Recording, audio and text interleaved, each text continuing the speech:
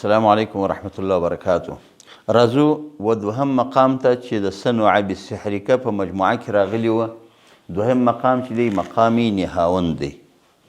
مقام نهاوند استعمال پر څنګه آیتو باندې کیږي؟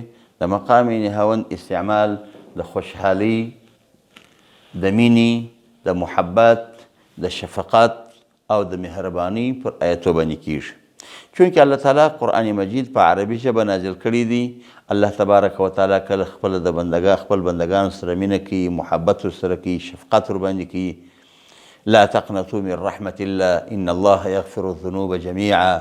تسلي ورکوي او هغه کسانو ته اعلان کوي چې آیا هغه کسانو چې تاسو پر ځان باندې ظلم کړی دی، اسرفوا علی انفسهم لا تقنطوا من رحمت الله.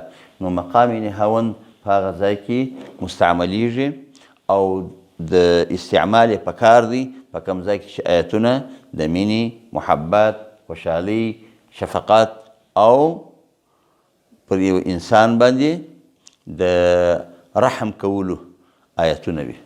مقام نهاوند هم اگر چې دا نهاوند لفظ فارسی دی، خو استعمال یې په عربو کې اوس هم شته دی.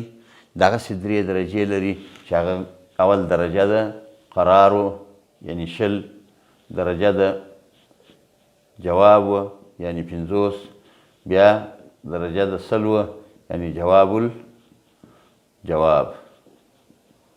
دغسې 3 طریقې لري د ویلو. السلام علیکم ورحمت الله وبرکاته.